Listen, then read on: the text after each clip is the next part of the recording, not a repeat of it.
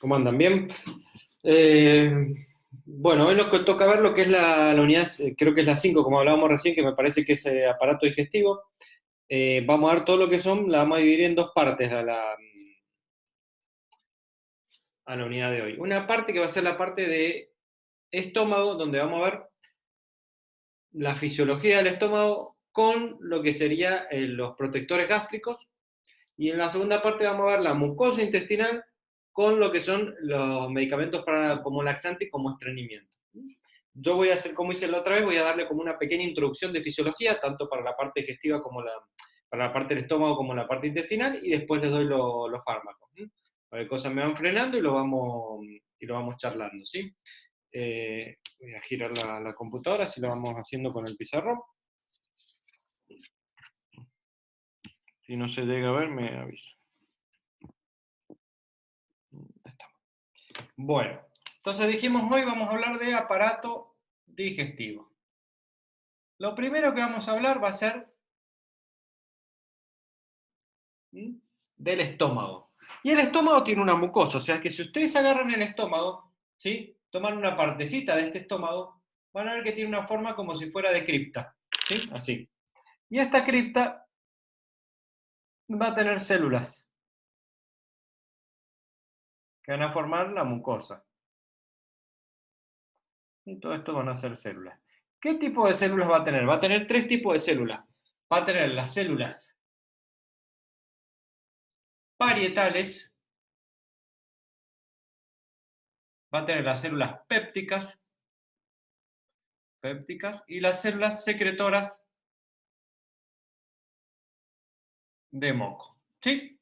Las células parietales, ¿qué es lo que nos van a dar? Son los que van a participar en la producción de ácido clorhídrico. Las pépticas son las enzimas digestivas. Esperen que se lo anoto bien. Enzimas digestivas. Y la secretora de moco, el moco. Y estas dos me van a dar lo que es todo lo que sería el quimo, ¿sí? Quimo es lo que se produce con el alimento. Cuando el alimento ingresa y entra el ácido clorhídrico junto con la enzima efectiva, forma el quimo que pasa al duodeno y bueno, después ahí se va absorbiendo, parte se absorbe y parte se va eliminando, ¿sí? Entonces, posee estos tres tipos de células, ¿sí? Las que producen moco, las que participan en la digestión, que son las enzimas digestivas, y las células parietales que producen el ácido clorhídrico. Esperen que voy a emitir. Las que producen el ácido clorhídrico, ¿sí? Vamos primero a lo que son las que forman la barrera de moco, ¿sí? Las células que forman la barrera de moco van a producir por un lado moco, ¿sí? Y por el otro lado se va a producir bicarbonato. Y todo esto es mediado por una sustancia que es la prostaglandina, que se acuerdan que la otra vez vimos, que cuando no teníamos como por ejemplo el ácido acetilsalicílico que me inhibía la prostaglandina, no me dejaba que se forme esto y me llegaba a producir un daño. ¿Y cómo es ese daño que se produce? Nosotros, imagínense que viene el alimento, ¿sí? Y sale, pasa por el estómago. Ese alimento está expuesto al ácido clorhídrico. Ahora, ese ácido clorhídrico nos puede llegar a dañar a nosotros mismos, o sea, a nuestro estómago. Entonces, ¿qué hace el estómago para protegerse? Forma lo que es una barrera de moco alrededor, ¿sí? Entonces, ese moco protege para que el ácido clorhídrico no haga daño. Y si aumenta el ácido clorhídrico por alguna causa, elimina el bicarbonato, que el bicarbonato lo que va a hacer es neutralizar ese ácido clorhídrico, ¿sí? Ácido clorhídrico más bicarbonato, lo neutraliza y hace que disminuya su cantidad para que no produzca daño. Entonces, los mecanismos de defensa que nosotros tenemos para regular la producción de ácido clorhídrico es el moco y el bicarbonato. El moco no deja que lo dañe, y el bicarbonato cuando aumenta mucho hace que disminuya, ¿sí? Porque se une al ácido clorhídrico. Es una base que se une con un ácido. Entonces, de esta manera, nosotros regulamos y no hacemos que el ácido clorhídrico nos pueda producir daño. ¿Cómo se forma la barrera de moco? Por la prostaglandina. Cuando nosotros le damos un ácido acetil salicílico, por ejemplo, clonazepam, que inhibía la prostaglandina, disminuye esto. Si me disminuye este, me disminuye la defensa. Si me disminuye la defensa, me puede predisponer a que el ácido clorhídrico produzca daño y me produzca, por ejemplo, una gastritis, que ahora lo vamos a ver. Esto es lo que es la barrera de moco. Ahora tenemos que ver lo más importante, que es cómo se forma el ácido clorhídrico. El ácido clorhídrico, hay una célula en el estómago que es la célula parietal. ¿Sí? Esa célula parietal es la que se encarga de formar el ácido clorhídrico. Acá vamos a poner la célula parietal. ¿Sí? Esto que está acá es la luz. Esta parte. ¿Qué quiere decir? Por acá viene el alimento, esta es la luz del estómago y sigue para el duodeno. O sea que la célula, esta parte sería esta que está acá, la que da hacia la luz. Y la parte interna es la que va a los vasos sanguíneos. ¿Sí? Que sería la parte que está acá. Ahora, esta célula tiene tres tipos de receptores. Uno principal, que se llama de histamina. Es el H2 de histamina, ¿sí? Ese es el principal que se encuentra en la célula. Y después tiene otros dos, que son uno que se llama M, sí, vamos a ponerlo así, es más fácil. El H2 acá, el M acá y el G acá. ¿El M de qué es? De muscarínico. Muscarínico. ¿Y G de qué? De gastrina. ¿Pero qué particularidad tienen estos receptores? Tanto el de muscarínico como el de gastrina, lo que van a hacer es estimular al receptor de histamina. O sea, ¿qué quiere decir? Cuando se estimula el de gastrina, va a ir a estimular la histamina. Cuando se estimula el muscarínico, va a estimular el de histamina. Estos dos, más cuando se estimula el de histamina, ¿qué es lo que van a producir? O sea, cuando se estimula la histamina, que también se puede estimular directamente. Va a producir protones. ¿Sí? Y estos protones, a través de una bomba que hay acá, son eliminados hacia afuera y trae potasio. ¿Sí? O sea, el protón pasa a la luz. Y al unirse con el ácido clorhídrico, con el cloro, perdón, forma el ácido clorhídrico. Entonces hay un intercambiador de protón por potasio. Sale el protón a la luz y se junta con el cloro y forma el ácido clorhídrico. De esta manera es la producción de ácido clorhídrico en una célula parietal.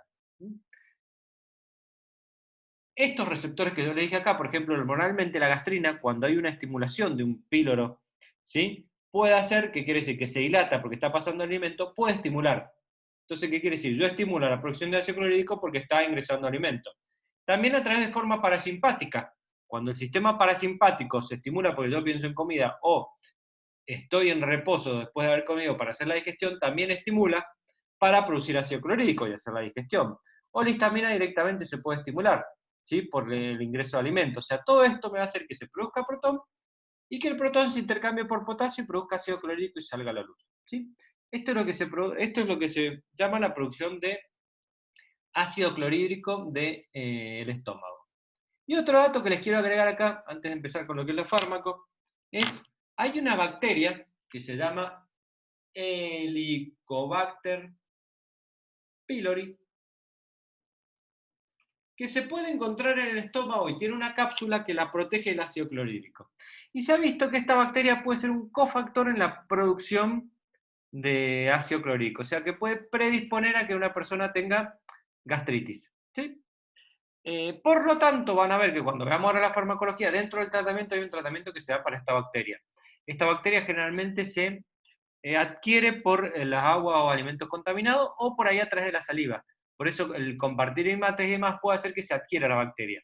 Y antes se decía que no había que compartir mate y demás, ¿por qué? Porque se creía que la bacteria era la que causaba gastritis en todas las personas. Y después se vio que no se encontraba en todas las personas que tenían gastritis la bacteria y que es un cofactor, o un factor de riesgo, pero no es el que predispone a generar la gastritis. Pero cuando hay gastritis a repetición, por ahí se puede hacer un tratamiento. Voy a girar. Entonces, ¿qué es lo que necesito que vayan sabiendo? Que tengan en cuenta cómo se produce el ácido clorhídrico, porque en base a eso, ahí vamos a ver cómo actúan los fármacos, que ahora se los voy a explicar. Tengan en cuenta que existe una bacteria que puede ser cofactor de la gastritis, y que hay una manera para producir moco y bicarbonato que controla, ¿sí? Ustedes tienen un equilibrio entre la producción de ácido clorhídrico y el poco de bicarbonato para que se mantenga un equilibrio. Cuando yo produzco más ácido clorhídrico, produzco más bicarbonato para que baje. Y así, o sea, voy manteniendo un valor de ácido clorhídrico para que no dañe la mucosa. Cuando eso se altera, ahí se produce la patología. ¿Sí? Que ahora lo que le voy a explicar y cómo actuarían los fármacos. ¿Sí? ¿Qué quiere decir? Si yo, por algún motivo, produzco más ácido clorhídrico de lo normal y ya mis métodos de compensación no funcionan, daño la mucosa. Si yo produzco el ácido clorhídrico normal, pero no tengo producción de bicarbonato o no tengo producción de moco, también me daña la mucosa, porque no tengo quien proteja el estómago. Y ahí vienen lo que son la gastritis, úlcera gástrica y perforación, que es lo que le voy a explicar. Y después le explico cómo actúan en el cuadrito los medicamentos y ya después nos vamos al cuadro general. De esta primera parte de fisiología, ¿me quieren preguntar algo? ¿Sí? ¿Tienen alguna consulta? Les voy girando la pantalla.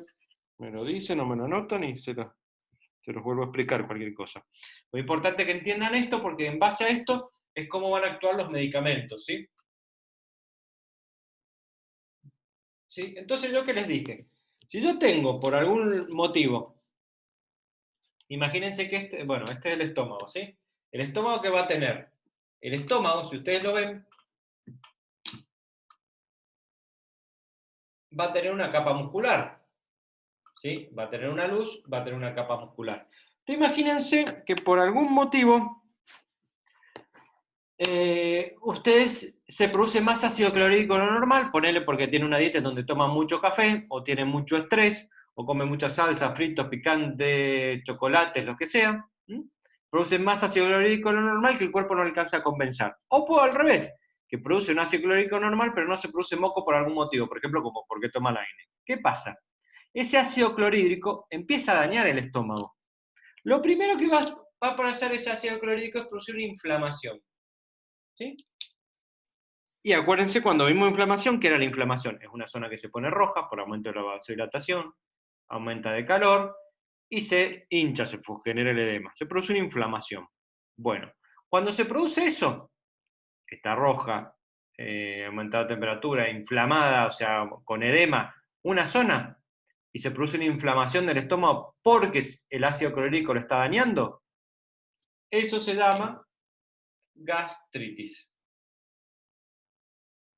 Todas las citis son inflamación.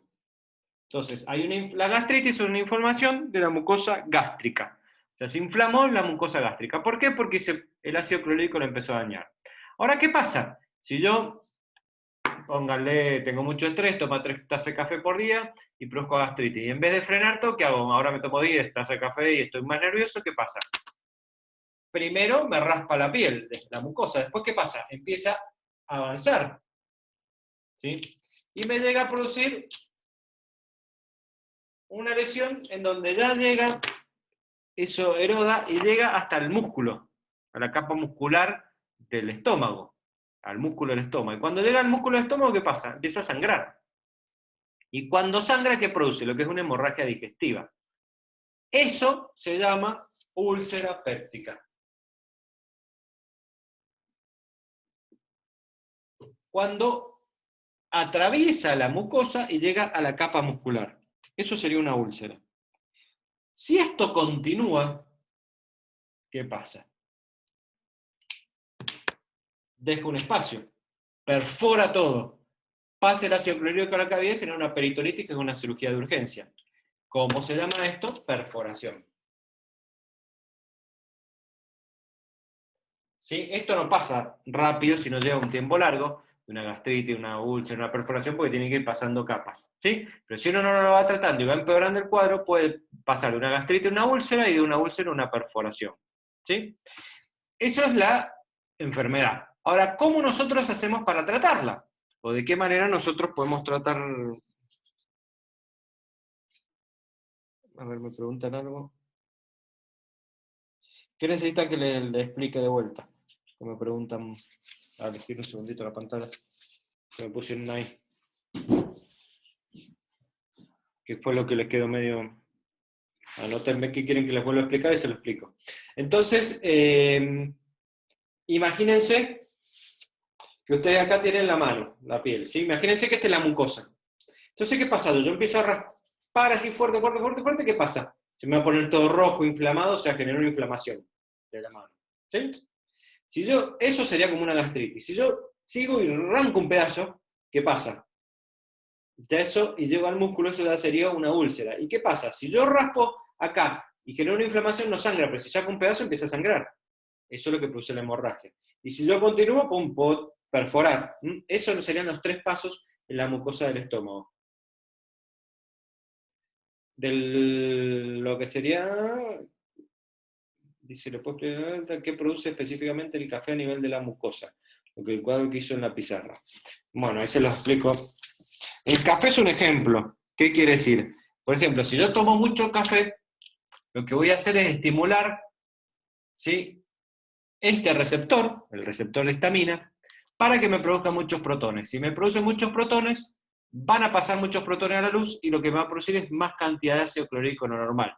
Si yo genero 10 ácido clorhídrico, póngale, y tomo 10 tazas de café, 3 tazas de café, voy a generar 20. Si tomo más tazas de café, 30, así, o sea, genera más cantidad de ácido clorhídrico. Entonces, ¿qué pasa? El cuerpo, cuando aumenta el ácido clorhídrico, genera una capa protectora de moco y genera bicarbonato para tratar de contrarrestar. Pero llega un momento que es tanto la cantidad de ácido clorhídrico que yo produzco que no me alcanza el bicarbonato para neutralizarlo o el moco. Entonces ahí el ácido clorhídrico empieza a dañar la mucosa del estómago y me genera una gastritis, que es una inflamación, es cuando está roja la zona.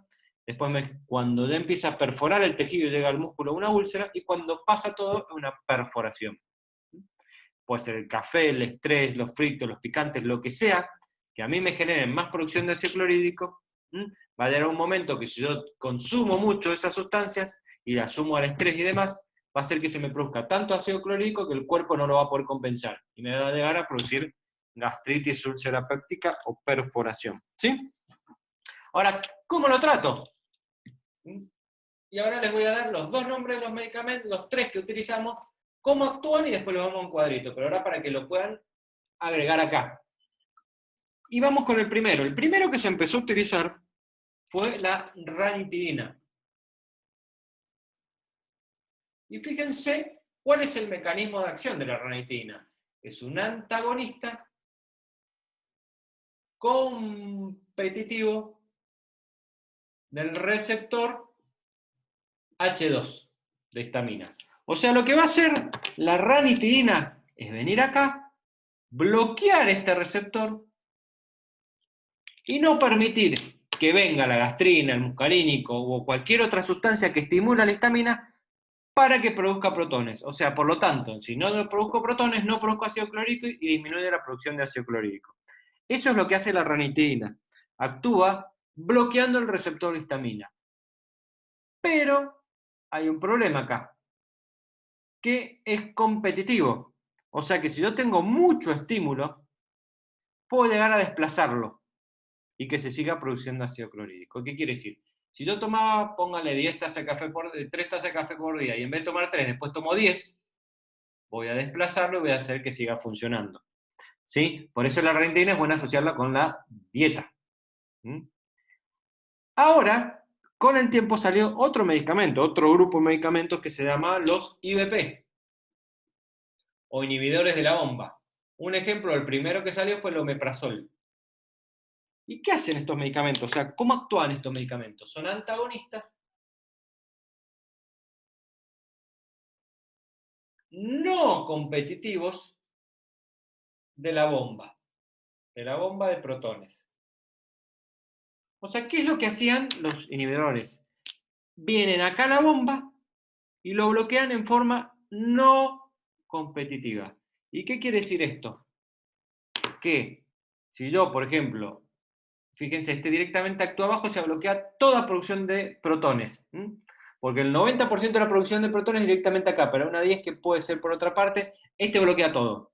Ahora, yo tomaba, póngale, esto es un ejemplo, 3 tazas de café por día, más estrés, que me producían esto. Te empecé a tomar más, entonces la ranitidina me dejó de funcionar. Ahora, yo puedo estar tomando 200 millones de tazas de café por día, que si tomo un omeprazol no va a haber manera que nadie lo desplace y por lo tanto no me va a producir ácido clorhídrico mientras tomo el medicamento. El efecto tiempo de duración de un omeprazol más o menos son 24 horas. Entonces, es mucho mejor porque este actúa acá y es competitivo, este actúa acá y es no competitivo. Por eso es mucho mejor medicamento un inhibidor de la bomba como el omeprazol que la ranitidina. ¿Sí? Estos son los dos medicamentos principales que utilizamos y vamos a ver cómo se utilizan para la patología, que ahora se lo voy a explicar. Pero antes le quiero agregar el tercer medicamento que uno puede llegar a utilizar, que es el hidróxido de aluminio y magnesio. ¿Y qué es el hidróxido de aluminio y magnesio? El que comúnmente llaman como Miranta. O sea, un nombre comercial es la Miranta. ¿Y qué es lo que va a hacer este medicamento? Este medicamento son bases, van a cumplir exactamente la misma función que el bicarbonato. O sea, van a ir y van a bloquear acá el ácido clorhídrico. Por lo tanto, no me disminuyen la producción de ácido clorhídrico, sino que me bloquean el ácido clorhídrico que se produjo. Por eso es muy importante, se utiliza mucho para disminuir los síntomas de ardor, pirosis o malestar que uno tiene. Es como cuando uno tiene una regurgitación, por ahí que siente ese quemazón. Bueno, esa es la molestia por ahí que se siente cuando uno tiene los síntomas de la gastritis. Ahora les voy a girar un segundito. Por lo tanto,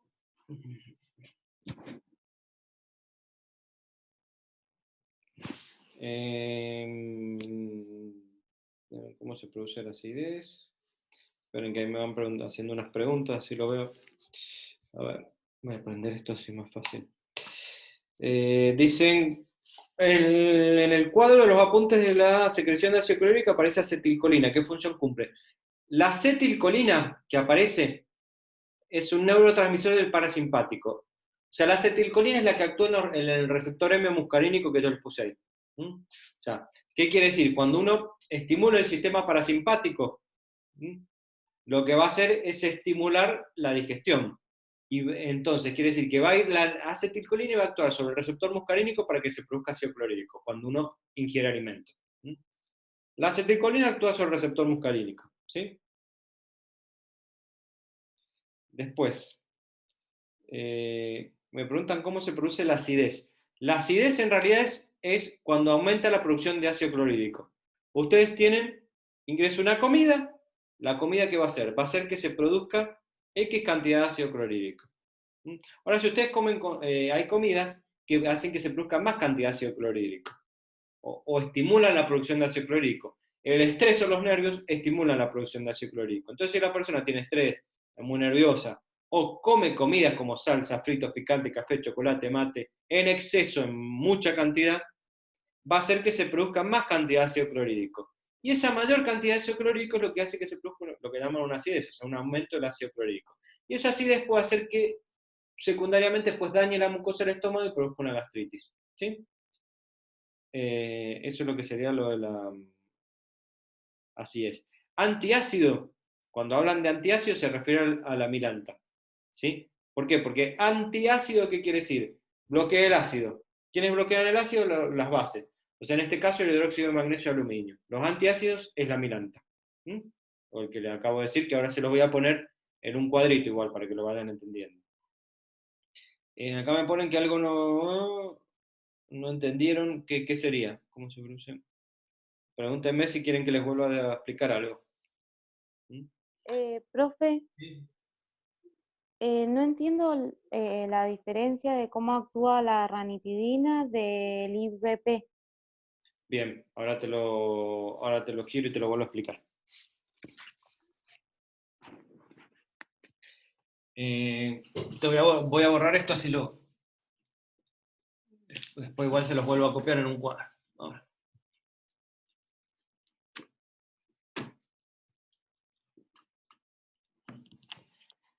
Vos tenés una célula, ¿sí? Vamos a hacerlo más grande. Acá hay una célula que tiene un receptor que es H2. ¿Sí? Este receptor es el que estimula unos protones y de esa manera, a través de una bomba, se eliminan al estómago y producen ácido clorhídrico. ¿Sí? Ahora, la ranitidina, acordate que cuando yo hablo de antagonistas, los antagonistas es un fármaco que bloquea un receptor, ¿sí? Para que no pueda venir otro y actúe. La ranitidina va a bloquear este receptor. Entonces, cuando venga el estímulo, por ejemplo, yo como un alimento, y viene el estímulo para que este receptor se active y haga todo este proceso, no va a poder porque va a estar ocupado acá por la ranitidina. Entonces, de esa manera, no voy a poder hacer este proceso, entonces no me va a aumentar acá el ácido clorhídrico. ¿Sí? De esa manera actúa la ranitidina, pero como es competitiva, compite con el receptor. ¿Qué quiere decir? Si yo tengo mucho estímulo, va a llegar un momento que la puede desplazar. Y si la saca, empieza a volver a producir su función.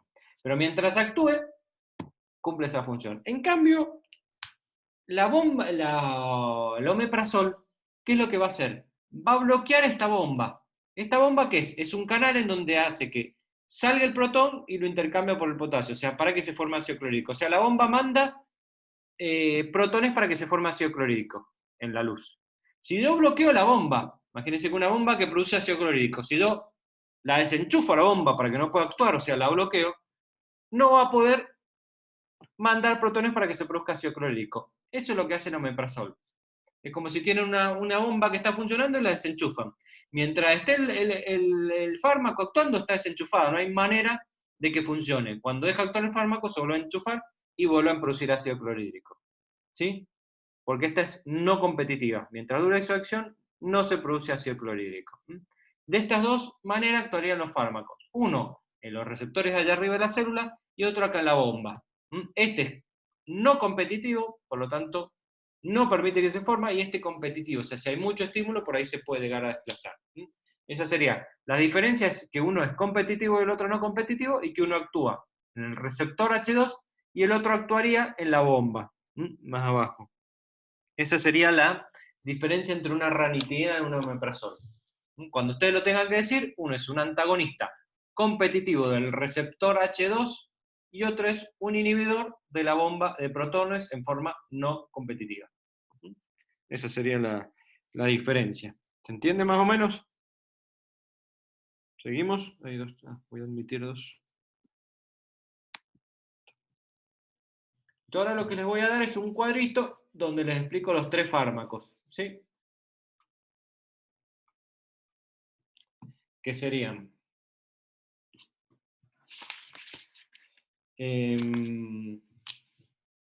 Dijimos entonces los IBP, que la palabra le está diciendo la función, la ranitidina y el hidróxido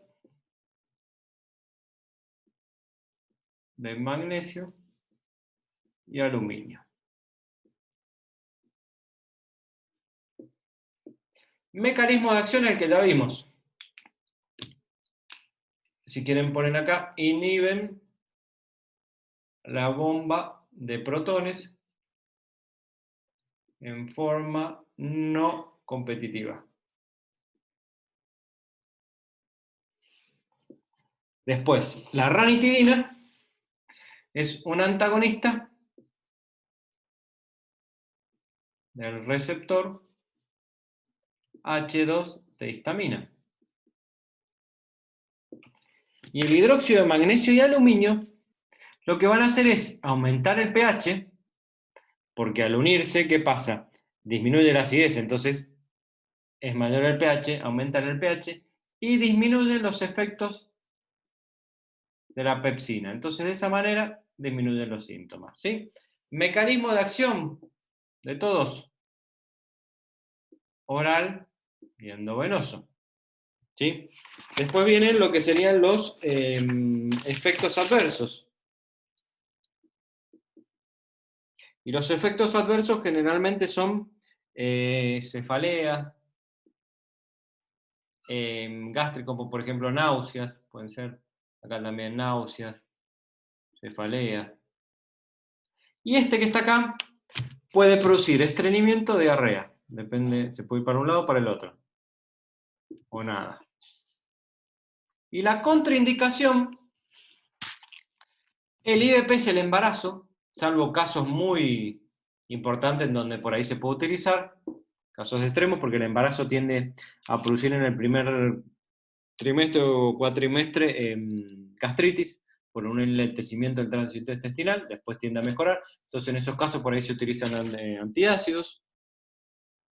La alergia o hipersensibilidad, o sea que sea alergia, alérgico al medicamento, o sea no tiene muchas contraindicaciones, y esto que tenga algún fallo renal o hepático.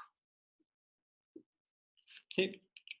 Entonces, acá tienen como un cuadrito los tres. El mecanismo de acción, vía de administración, acá le volví a poner el mecanismo de acción, vía de administración, efectos adversos y contraindicación. ¿Sí? De los tres. Les voy a girar un segundito para explicarle otro.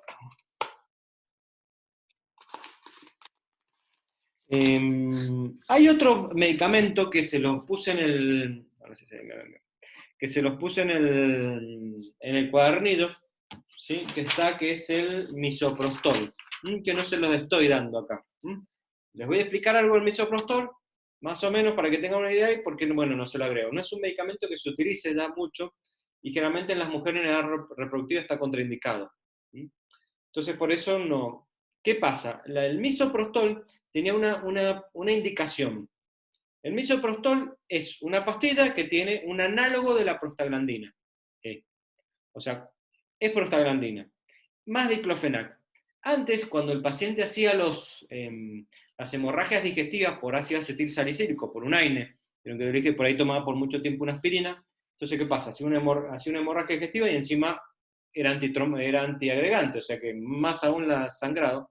Para contrarrestar esto se utilizaba a veces el misoprostol.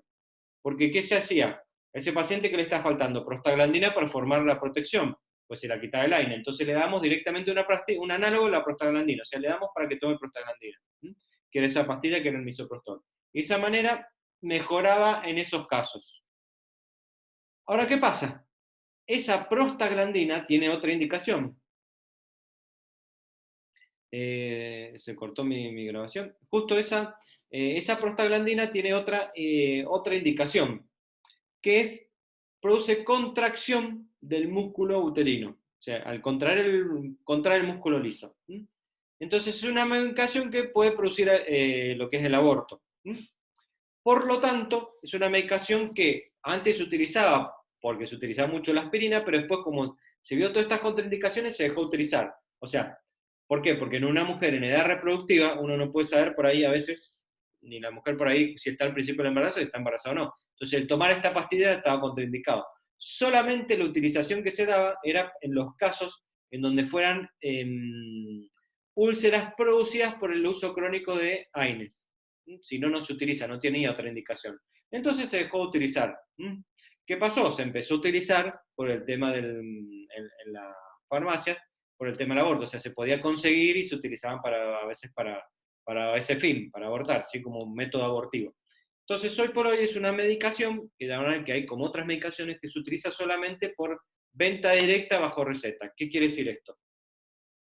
Es una medicación que la puede pedir el hospital, o sea, del laboratorio al hospital, las clínicas, no se venden más en farmacias, y el hospital o la clínica tiene que pedir la cantidad y bajo receta de a quién se la da y por qué. Entonces, de esa manera hay un control de la medicación.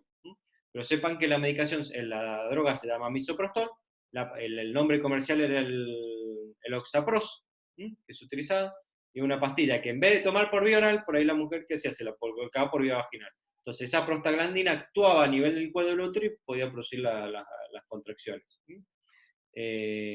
A veces se utiliza esa pastilla, por ejemplo, para disminuir las hemorragias postparto, por ejemplo. Fíjense, porque tiene sus indicaciones. Porque como produce contracciones, cuando una mujer tiene un niño, ¿qué pasa? El útero se tiene que contraer para frenar el sangrado. Van a ver que ustedes cuando hagan cesárea, ni bien hacen la cesárea, ¿qué es lo que le dan? El médico le pone una oxitocina, una medicación para contraer el útero. Bueno, cuando cuesta contraerlo, a veces se puede utilizar el Oxapros, por ejemplo, cuando es un parto normal, que uno no tiene el útero ahí viéndolo, ¿sí? Como en una cirugía, puede utilizarlo para mejorar una hemorragia. O sea, tiene otras indicaciones. Pero tiene que ser bajo receta porque si no se utiliza como método, se puede utilizar como método abortivo. Por eso lo tenían ahí, se los explico porque lo van a leer en el apunte, pero dentro de la parte digestiva yo lo que le voy a pedir es IBP, ranitidina y el antiácido o hidróxido de magnesio aluminio, se llaman igual.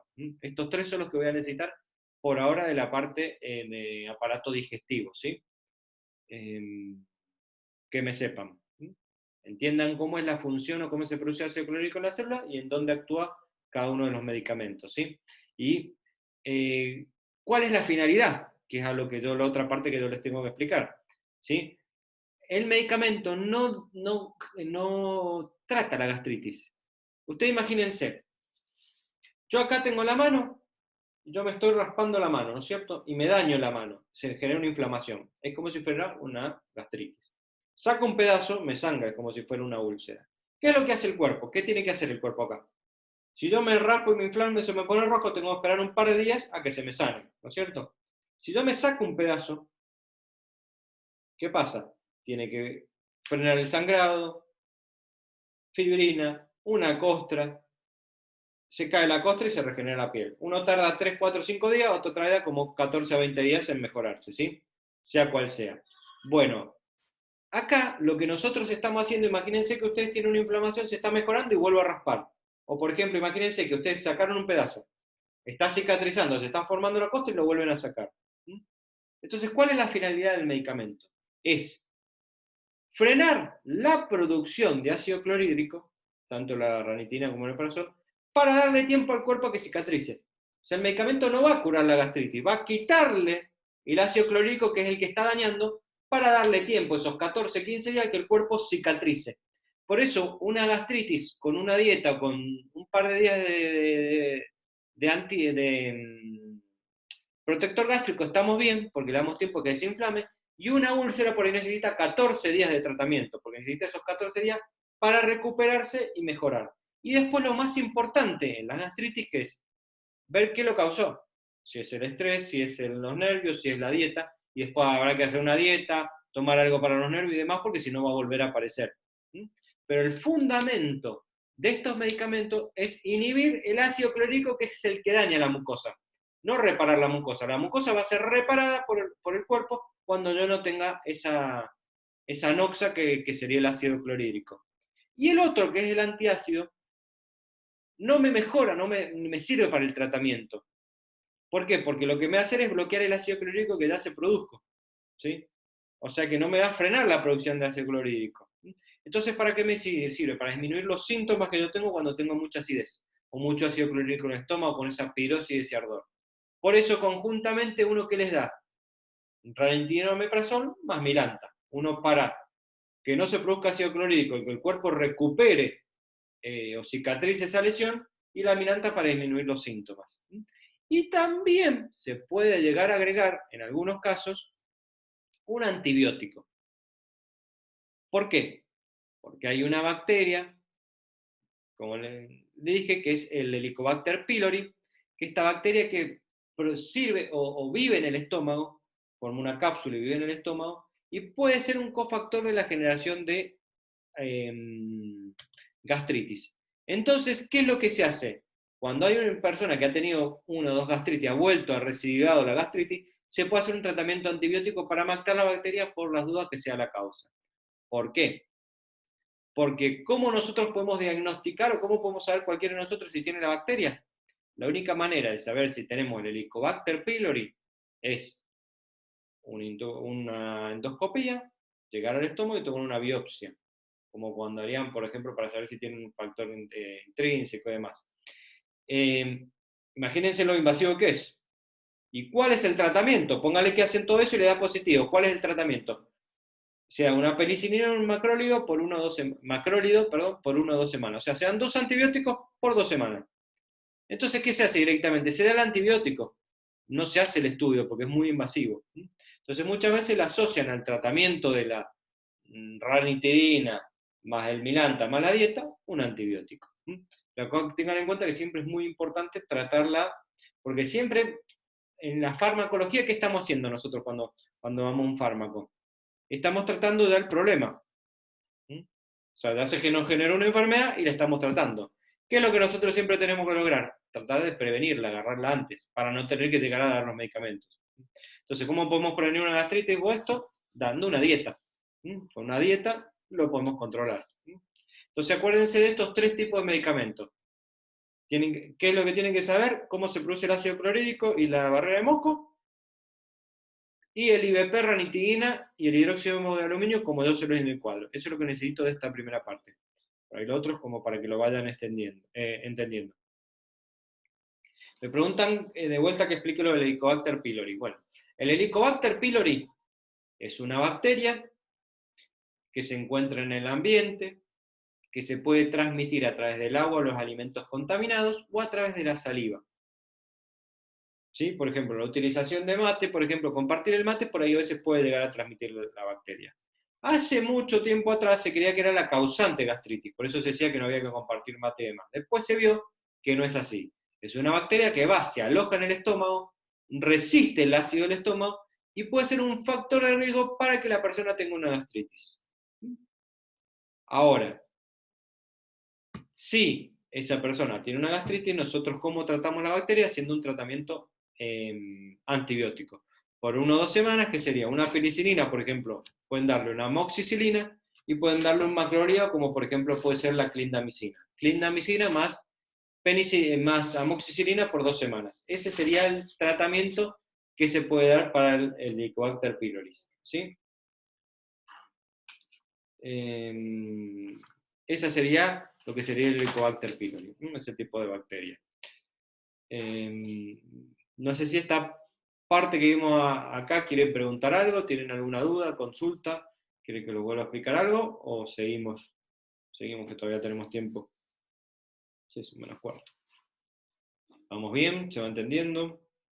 ¿Quieren preguntar algo más? ¿Dudas? Voy borrando y me van... El colon irritable. Me preguntan si esto tiene que ver algo con el colon irritable. No. Nada que ver. A ver, la gastritis es en el estómago. El colon irritable está en el colon. Lo único, si vos me decís qué relación puede llegar a tener, es que muchas veces el colon irritable también tiene mucho origen de nervioso. Entonces, y la gastritis también. O sea, entonces quiere decir que una cosa puede producir una y la otra. Pero nada que ver el colon irritable con la gastritis. Son dos patologías diferentes. El tratamiento, esto son preguntas del práctico, creo.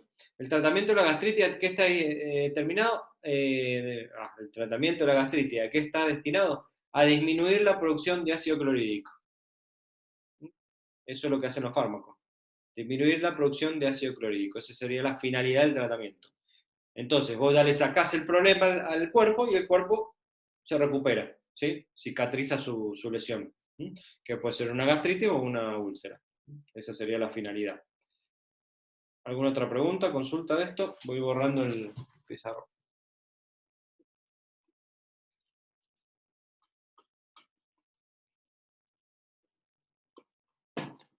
Ahora lo que les tengo que explicar es, les voy a explicar un poquito de la fisiología de la motilidad intestinal, ¿sí?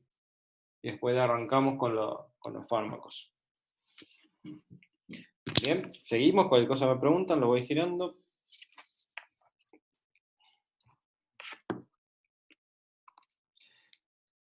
Vamos con la motilidad intestinal. Cuando el alimento pasa al intestino, en el intestino se tiende a absorber el alimento, absorber el líquido, y una parte queda para ser eliminados como heces. Todo esto lo hace a través de un movimiento, que es un movimiento de peristáltico, movimiento de peristaltismo intestinal. ¿Cómo se regula ese movimiento? Ese movimiento se va a regular primero, ¿sí?, por lo que sería una regulación que se llama intrínseca. Ahora enseguida se la explico. Que sería a través de dos plexos. Un plexo que se llama plexo de el mientérico, perdón, no me salía, mientérico, y el otro el submucoso. Una función extrínseca, que sería por el sistema simpático y el parasimpático. Esto sería el sistema nervioso.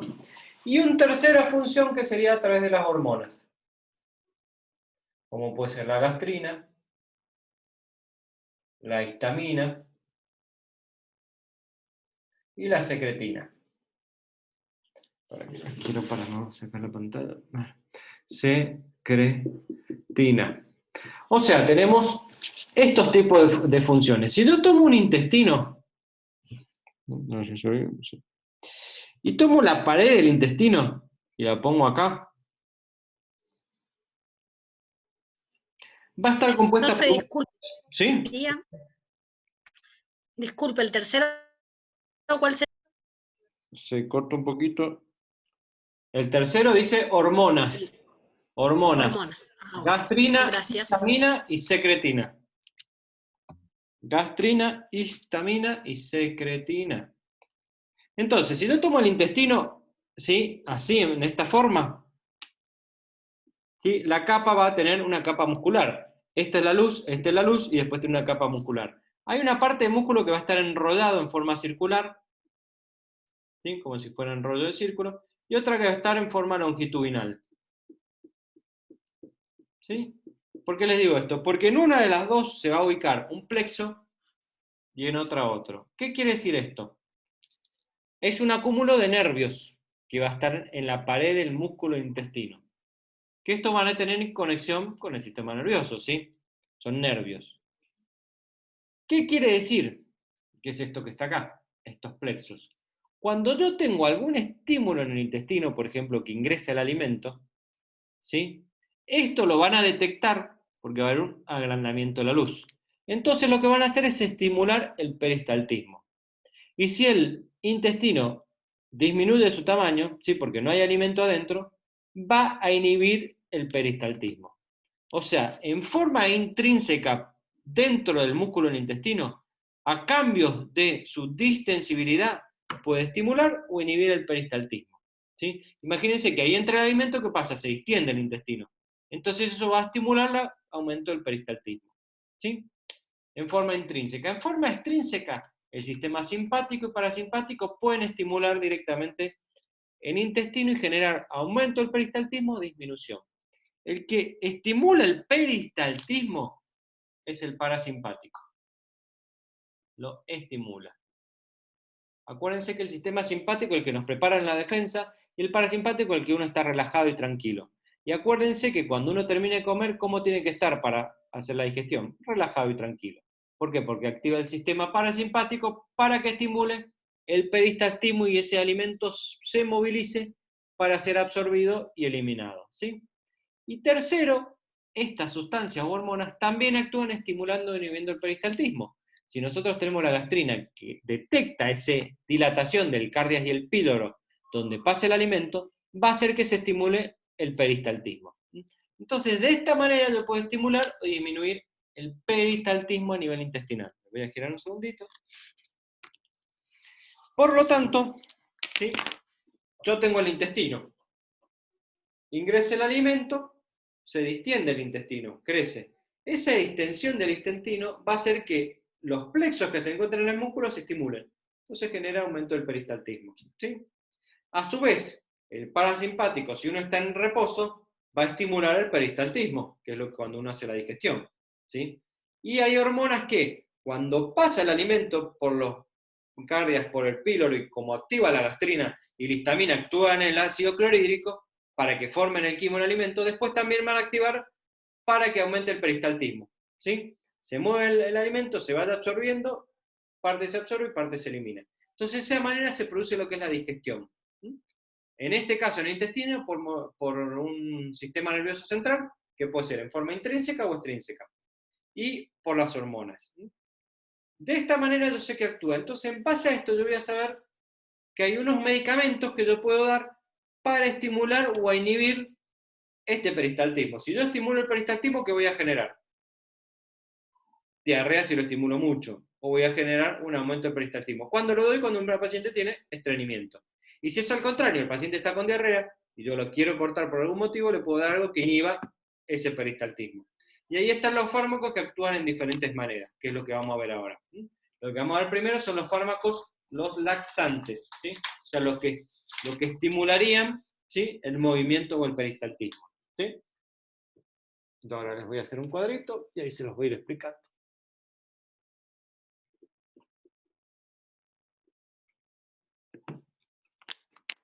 Giremos.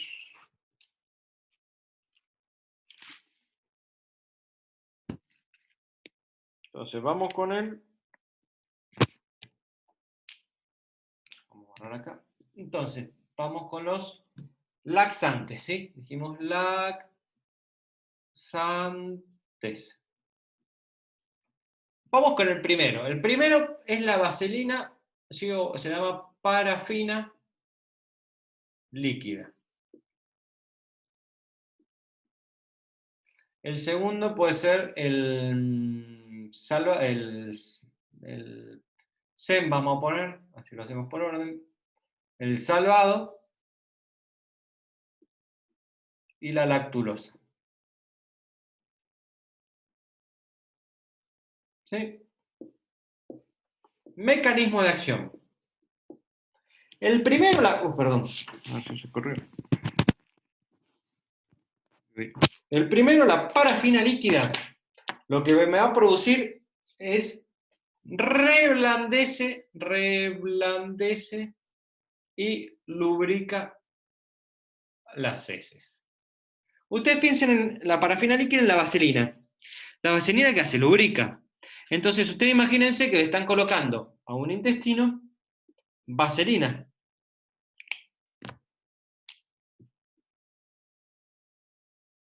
Entonces la vaselina en general se pone alrededor, en las paredes del intestino. Entonces, ¿qué va a permitir? Va a permitir que más fácilmente se pueda desplazar y eliminar las heces, ¿sí? Cuando hay resequedad. Entonces, eso es una manera de estimular, en este caso no se está estimulando directamente el peristaltismo, pero lo que se está haciendo es lubricar y a su vez reblandecer un poco las heces para que sea más fácil de poder eliminarlas. Eso es lo que haría la parafina líquida o la vaselina líquida, que viene saborizada en jalea, ¿sí? Que normalmente se puede, generalmente se utiliza en los casos en donde por ahí uno no es puntual, que lo tiene que utilizar, sino por un tiempo determinado, porque es el más inocuo que viene. Muchas veces por ahí se utilizan las embarazadas, ¿sí? Que también, como les dije, genera un enlentecimiento en el tránsito intestinal que predispone a la gastritis y al estreñimiento. Entonces, si la mujer por ahí es de generar, tener una predisposición al estreñimiento y a su vez se queda embarazada, por ahí puede empeorar. Entonces, la parafina líquida se puede utilizar, ¿sí? ¿Cuál sería la vía de administración en este caso? Va a ser la misma para todas. Sería la vía de administración oral. Generalmente esta puede venir, como le digo, en jalea, líquida para tomar en cucharitas, como si fuera un jarabe. ¿Qué efectos adversos puede tener? Si yo estoy lubricando y yo lubrico por mucho tiempo, es como que genera una capa acá en el intestino. Entonces, por ejemplo, la vitamina A y la vitamina D no pueden absorberse. Entonces, si yo la utilizo en forma crónica, me puede llevar a producir una hipovitaminosis A y D. ¿Sí? Entonces, disminuye la vitamina A y la D. ¿Sí? Entonces, tener en cuenta con la parafina líquida la disminución de la vitamina. Y como contraindicación, ¿en qué caso estaría contraindicada? Generalmente puede ser una contraindicación por ahí no utilizarla en los niños. Por ahí menores de 3 años principalmente. Menores por esta falta de absorción. ¿Sí? Eso sería la parafina líquida. Después tenemos otro medicamento que es el SEM, que viene a veces pues, como una semilla que viene en el té, vienen los TSM, que lo que van a hacer es directamente, va a actuar en el plexo intrínseco, actúa en el plexo intrínseco. O sea, va a estimular directamente el plexo intrínseco para que produzca aumento del peristaltismo. ¿Sí? ¿Cuál sería por ahí los efectos adversos que puede tener este medicamento? ¿Sí? Junto con los otros, los tres van a tener los mismos efectos adversos y las mismas contraindicaciones, por eso se los di por separado con el otro. Los efectos adversos que van a tener, ustedes imagínense, ¿sí? Que acá al estimular el peristaltismo pueden aumentar el volumen intestinal y me pueden llegar a producir lo que son los retorcijones, torcijones y cólicos. Ya después le digo la contracción todos juntos. El SEM. El salvado, piensen en las fibras cuando uno consume con fibras. ¿Qué quiere decir que consume con fibras? Lo que va a ser el consumo de ustedes si tienen de las fibras, ¿sí? Cuando uno come con mucha fibra, dice que tiene que comer, por ejemplo, las comidas con muchas verduras. ¿Por qué? Porque la verdura o las fibras retienen sólidos o grasas. O sea, no deja que se absorba tanta cantidad de sólidos y grasas. La retienen, entonces al retenerla dentro del intestino, ¿qué hacen? Hacen que ese intestino aumente su luz, aumente el volumen. Y si aumenta el volumen, estimula los plexos que están en el músculo y aumenta el peristaltismo. ¿Sí? Por eso, por ejemplo, si yo les digo que se van a comer un asado espectacular enseguida, una persona, uno, y el otro va a comer un asado espectacular pero con verdura. La misma cantidad de los dos, el que va a engordar más va a ser el que come el asado solo, porque la verdura lo que va a hacer es retener grasas y va a hacer que no se absorba tanta cantidad de grasa en el intestino. Y eso va a hacer que se estimule el peristaltismo. Por eso las fibras ayudan al movimiento del peristaltismo, porque aumentan el volumen de sólidos en el intestino. Aumentan el volumen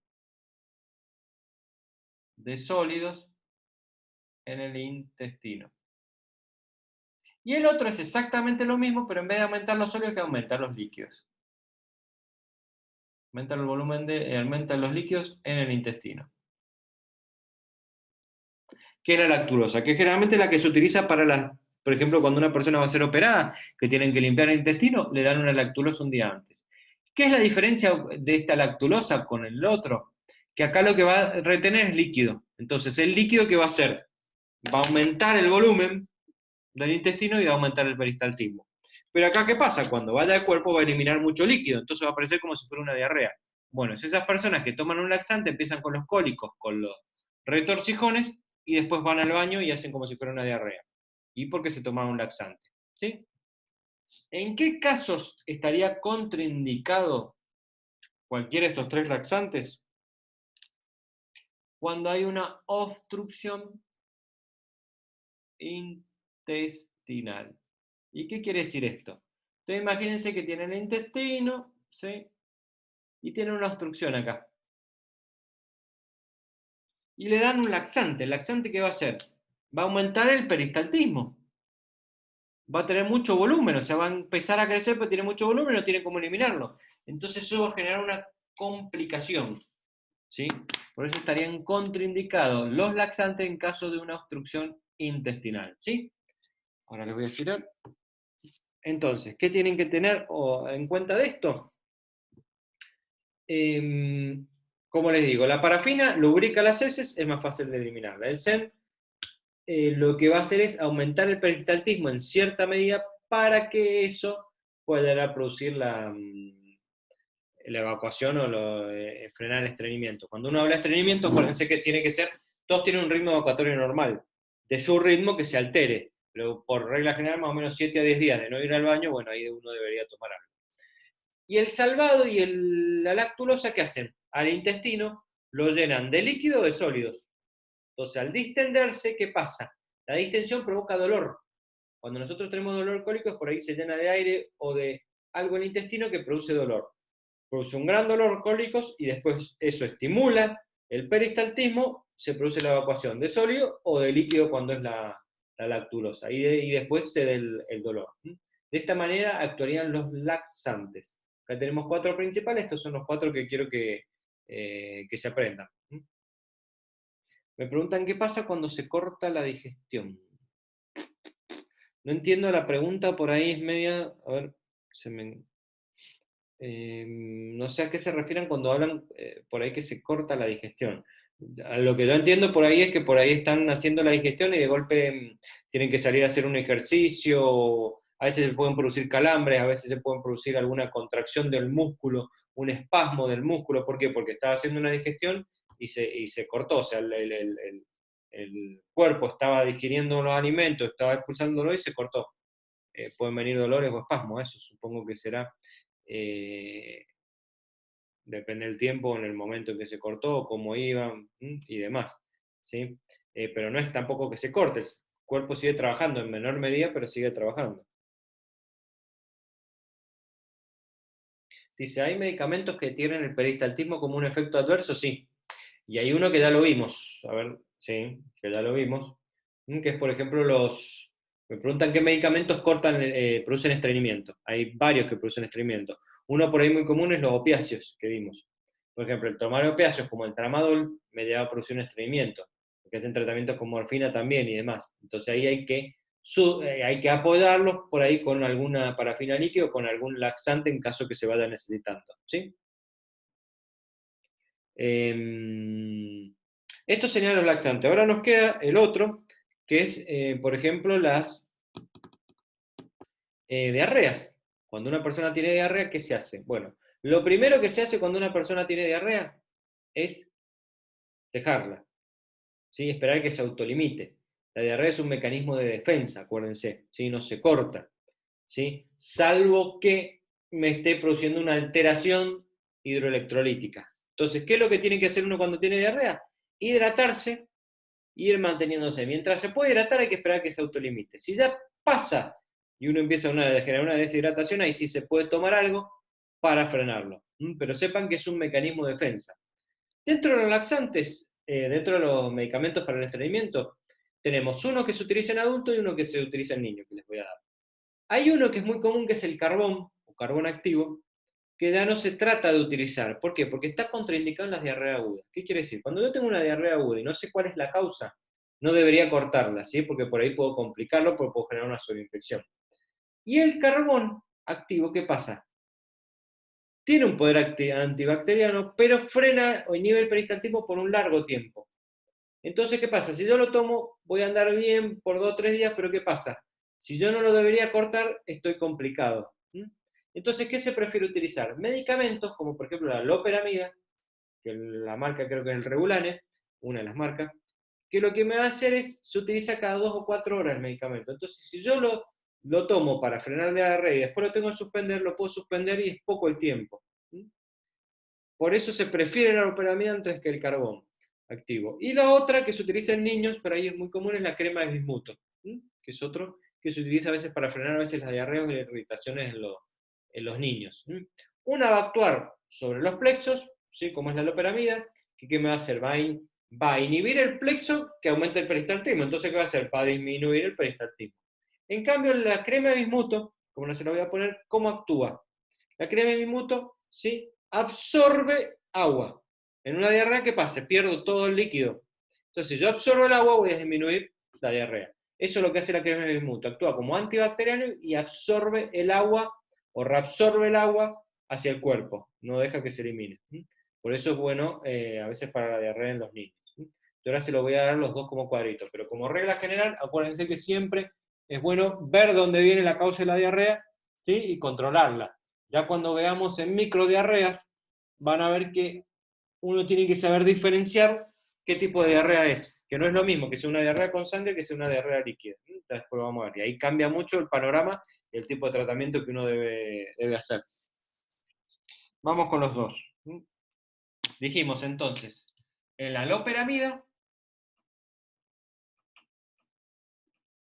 y la crema de bismuto. Mecanismo de acción de la loperamida, ¿sí? Actúa inhibiendo el plexo mientérico. Y de esa manera, ¿sí? Al actuar inhibiendo el plexo mientérico, va a cortar lo que es el movimiento intestinal del peristaltismo, ¿sí? Se da por vía oral, vía administración por vía oral. Los efectos adversos, que se lo pongo así, puede producir náuseas, puede producir vómitos, puede producir cefalea también, fíjense que más o menos todos tienen lo mismo, y contraindicado en niños, ¿sí? No se debería utilizar en niños. Entonces, lo principal, ¿cómo actúa? Actúa inhibiendo el plexo, entonces disminuye el peristaltismo, ¿sí? Eso sería lo importante. Y después tenemos el otro, que es la crema de bismuto, que también actúa por vía oral, pero acá lo que va a hacer es disminuir la eliminación